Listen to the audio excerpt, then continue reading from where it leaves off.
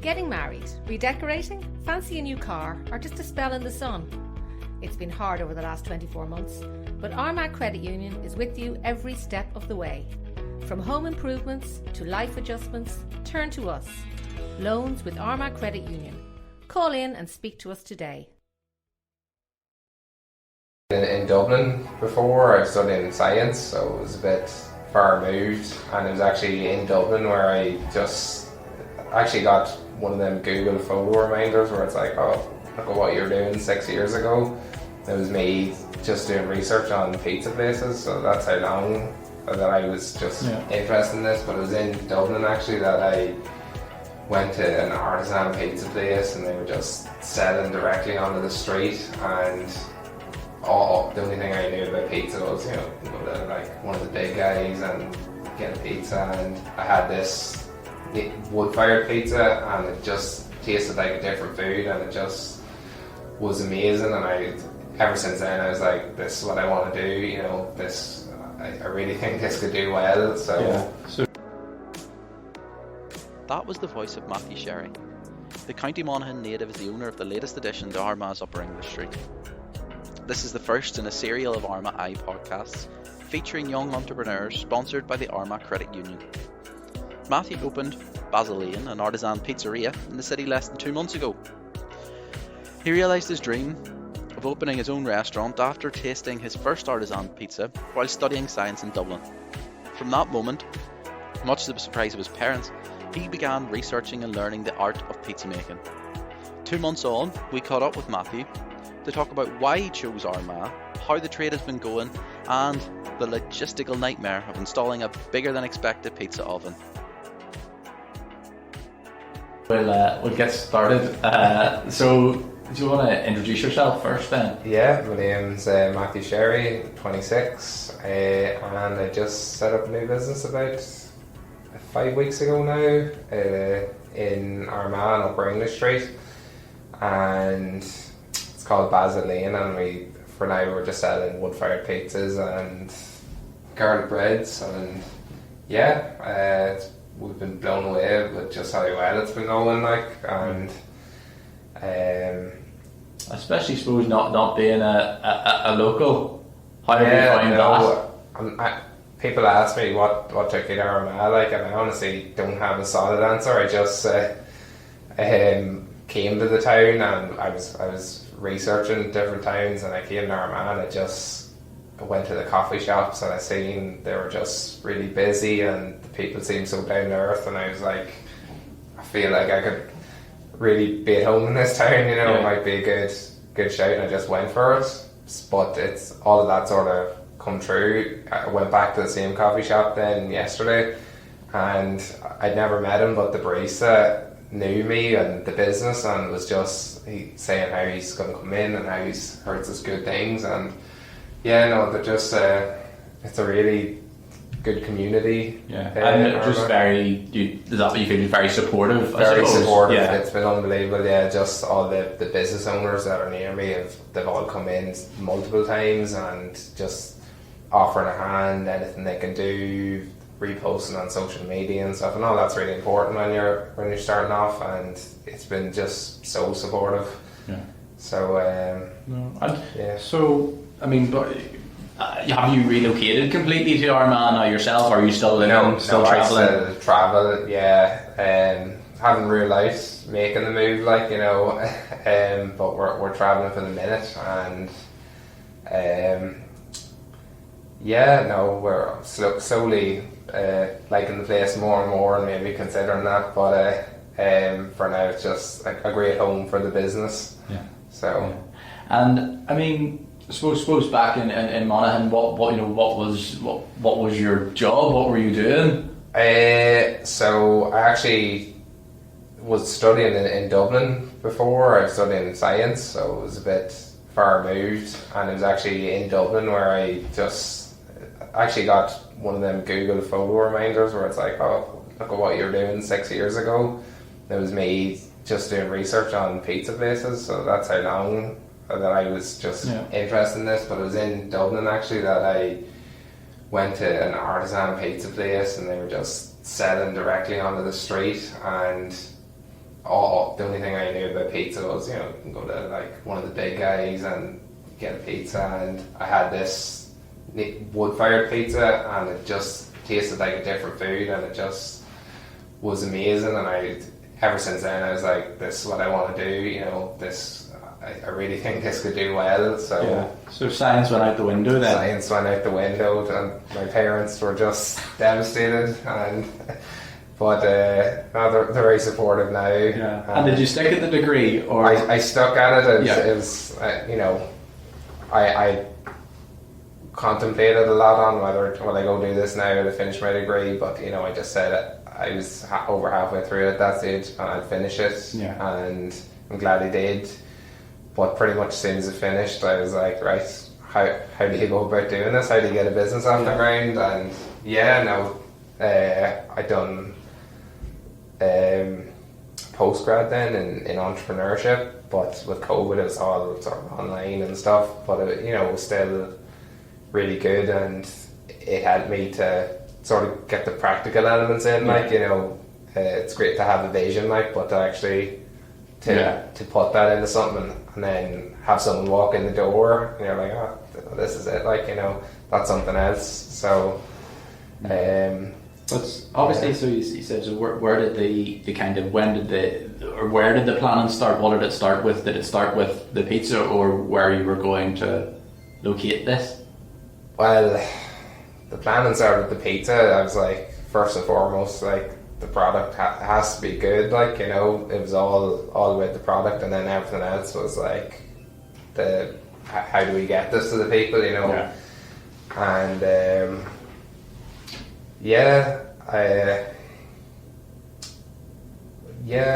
I considered a few places. Armagh wasn't just definite top of the list, but there was good outlets available in Armagh, and then, as I was saying, just the community seemed really just down to earth, and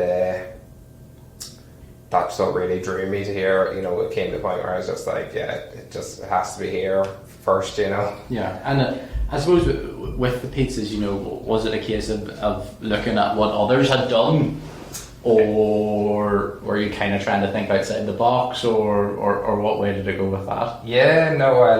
I definitely looked at what others had done, to get inspo, but I can't say that I just copy and pasted anyone. You take the elements that you like and you just leave the things you don't, and then what you come up to at the end just is your own thing. A lot of market research, or just eating pizza as opposed to come up with what was happening. It's been a lot of pizzas eaten, And as we went, when is it yourself that cooks the pizzas? Yeah. So I'm like an owner operator, you might call it, and for now that's really good, and to be that close to the product, and whenever people come in and they're really what kind of training did you need to be able to kind of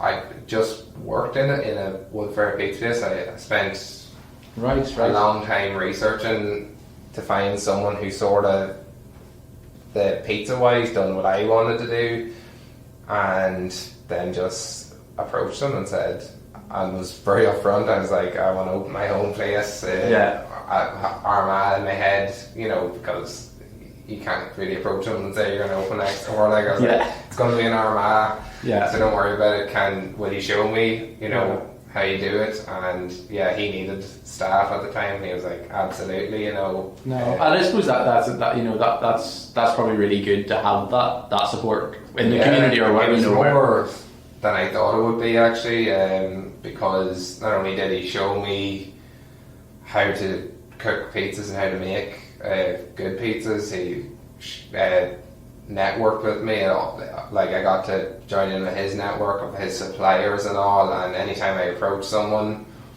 I could just say, I worked with him, and they instantly knew, I'd sort of know what I wanted and all, and it was going to be easy, and that definitely helped me get some good suppliers, because there's a lot of supply issues now at the minute and supply constraints. So approaching the supplier and being like, I already know what I want, And I suppose it's very good. specific in the pizza world. I mean, if mozzarella's running low, you're in trouble. What kind of sort of shortages have you experienced? Is that just due to Brexit and things like that? Yeah, well, Brexit hasn't. It's by the time I got going in, it sort of sorted itself out for the most part. But there was rumours, and I don't know where they started or how they went around, that there was going to be a flour shortage. And the second there's a rumour there's going to be a flour shortage, everyone overbuys, and there is a shortage. So that's happened recently, where like if everyone just kept buying their normal thing, we all would have been fine. But so the pizzas were looking extra thin then for a few weeks, were they? Well, luckily I was one of the people who actually went overbought, so I'll take a bit of the blame. But and I suppose when you set up, I mean, obviously one of the things that strikes you when you come in is that the wood-fired pizza, that the oven. Yeah. I mean, how much work did it take to get that put in place? I have some photos like that would just shock you, and just not ready to release them at the minute. But that was, we got that shipped in from Italy, and there was a huge wait time to get it, and it comes in these huge concrete sections essentially, and there's just no way a human or even a group of them could lift it, so we had to get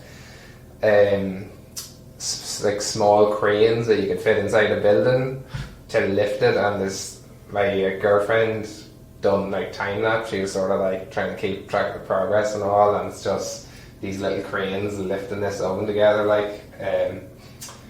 It was tough. It was tough getting it in there, and once I had it built, it came time to sort of decide how we were going to design the place. Yeah. And a lot of kitchens keep their own, like it's not a focal point or anything. Yeah. I was like, I put so much work into that. I'm putting a big piece of glass, and I want everyone to see it. So if you go into the place, we have like huge sort of low counter and a big piece of glass, and you can see the pizzas being made, and I think that's good, because with handmade pizzas, it's artisan and it takes a lot of skill. So why not let people? I suppose it's dinner and a show. I suppose. Yeah, why not let people see their dinner being made, and instead of just getting it, and I think it adds something to the business. So And what has sort of been the reaction then to people starting to come in? It's been really good. Anyway, I think like a lot of people don't say a lot whenever they're in, but like I'd sort of like look at them and to see if they are watching, and they do watch you making the pizzas and all. It's sort of just like, it's something to look at. Like if you ever go to any takeaway, it's like, where do you look? And my test was going to be to see the people, would they rather go on their phones, the temptation of their phones, or would they rather watch the pizza being made? So every time I was making the pizza for that first couple of weeks, I'd sort of take a look over and see, and they were all watching the pizzas being made, so I sort of knew it was worthwhile going all that effort, I mean, when you were starting up, was there any things that you didn't think you were going to have to be doing, or you didn't think of at the time, that were maybe complications along the way? Oh, so many like complications threw themselves up. Like we had like a click and collect system, and it was really good. That be able to have people come in and order for a specific time, their food be waiting for them there. It was really convenient. But then we started getting busier, and it started getting hard to manage people coming in the door and on the click and collect. So we had to just turn it off for a while.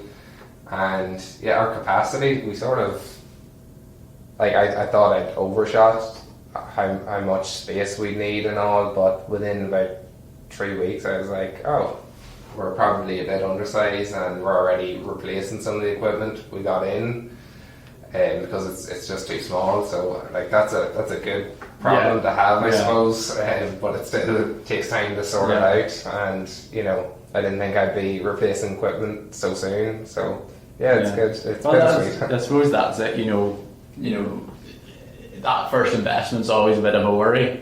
I suppose you never want to go too big or go too expensive and think. It definitely takes a lot of investment. That's and that's hard, you know, to see. Took months to get the business going, and you know, you've set aside this money to build the place, and then by the end of it, it's all gone. Like, and you're like, oh, you know, you have to accept that maybe not one person would come in the door. Like, you know, if that's a possibility. That's what I had to tell myself. You know, if no one comes in the door, or if one person comes in the door, is it still worth it to have taken that chance? And that was an obvious yes for me. So I didn't mind making the investment, and now it's the same again when we're replacing equipment. It's like, you know, it's justified itself. And and I suppose just future proofing the business so that exactly, you know it's going to be ready for that. But I mean, you know, at your age, how were you able to raise the funds? Was it just working, or? It was working, and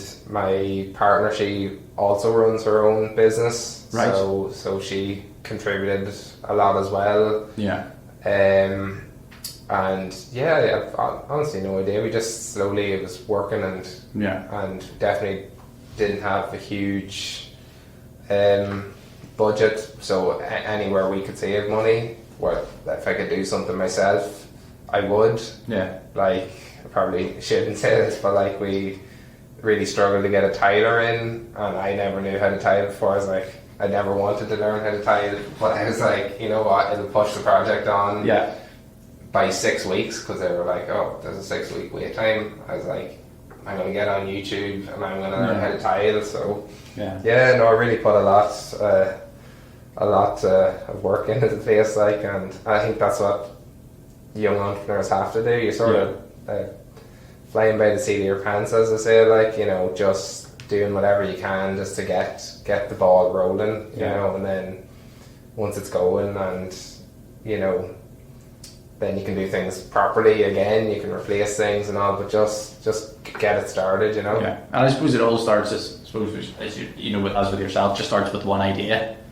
Pretty much, I can remember the moment, like, just in that street in Dublin, and you know, there was just the buzz of the city, and just being instantly like, this is what I want to do, this is the business I want to go into, like. But you know, for some people it's not that easy, and they sort of like, they kind of have that entrepreneurial spark, but they're not quite sure where they can take that, or what they want to do, like. So I was lucky in that regards, you know. And did you have any moments where you went, oh goodness, what have I done? There's been a few. That building that oven was definitely one of them. I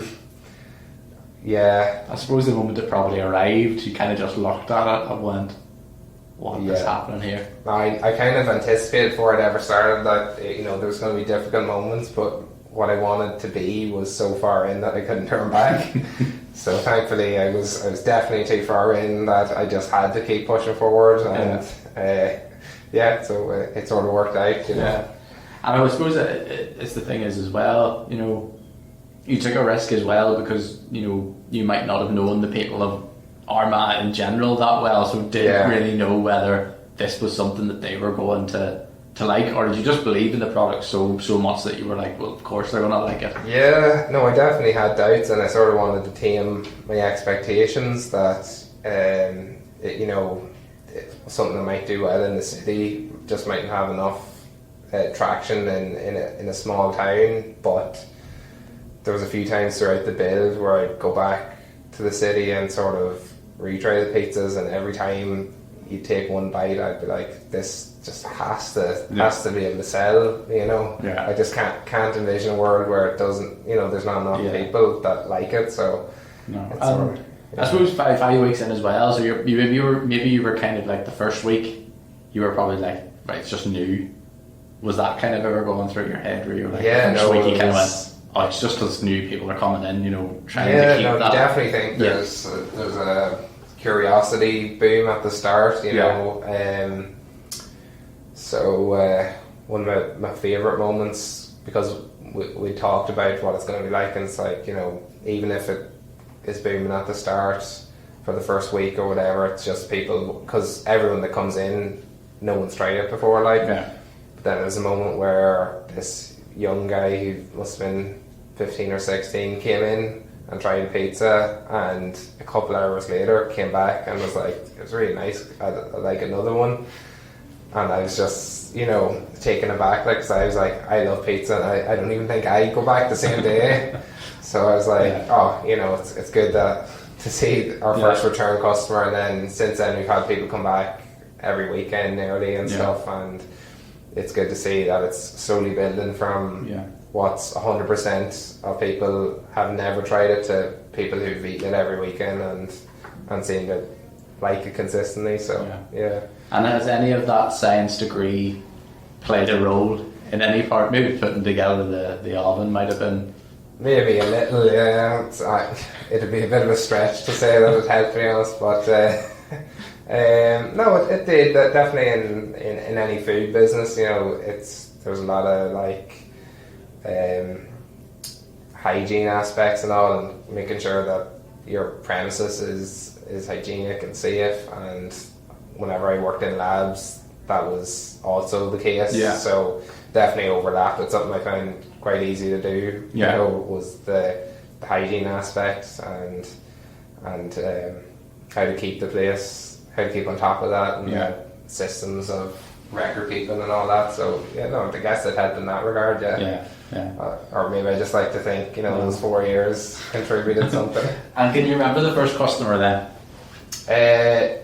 Well, the very first customers that came in were family. You know, you can always count on family. But then I remember the first it was a woman who came in, and me and my partner, she decided she'd work with me for the first few weeks just to, you know, to help out. And we both just sort of looked at each other like do you know her? And she was like, do you know her? And we were like, no. So we knew this is the first one, like, and it was sort of like a here we go moment, you know. But it was, as you said, because when you had a load of family and friends or whatever come first, it probably was odd.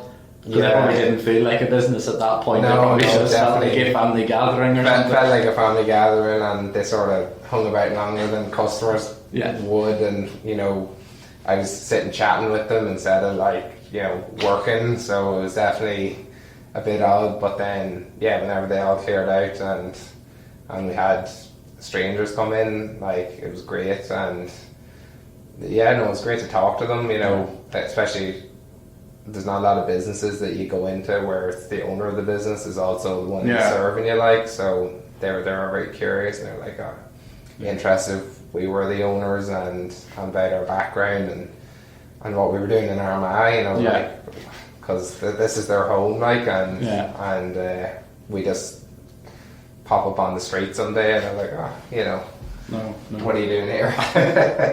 And I suppose, you know, the only other thing is really, you know, what would you sort of say to anyone, you know, that's maybe has that bright spark of an idea?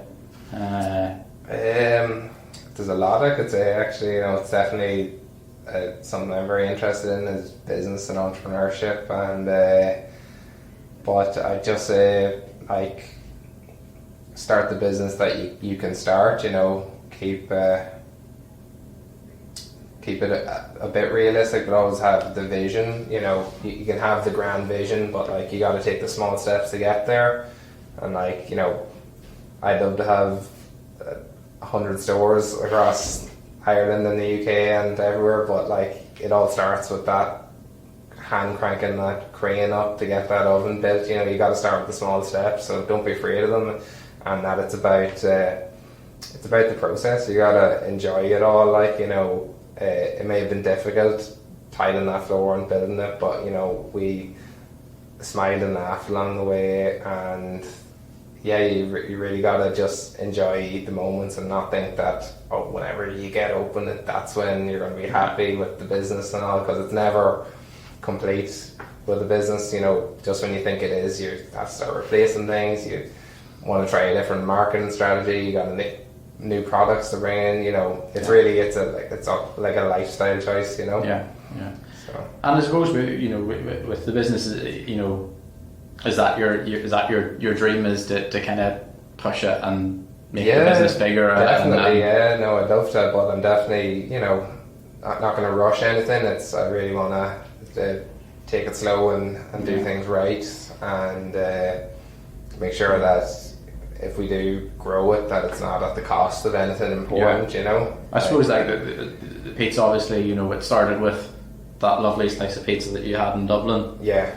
You know, you don't want to ever stray away from that Exactly. being what it's about. That's what it has to be, you know, Yeah. with it, and because it's such everything's handmade and all, like the people I need to bring in, they can't just be students who need a bit of extra money. It needs to be someone who actually has a passion for food and is really interested in the process and the history of pizza. Is even I wouldn't have thought so till I started looking into it. It's so rich, and the Italians that take it very seriously. During training I work with a few Italians, and like if you said anything bad about pizza, they were genuinely insulted, you know. Yeah. So And I suppose it's like as well, we've become accustomed to perhaps thicker dish pizzas and things like that as well. Yeah. Whereas they'd probably looking on a bit disgusted at it sometimes as well. No, well, to be fair, we've had a lot of Armagh locals in, being thankful. They've obviously tried Italian style pizzas. Actually, there was one girl who came in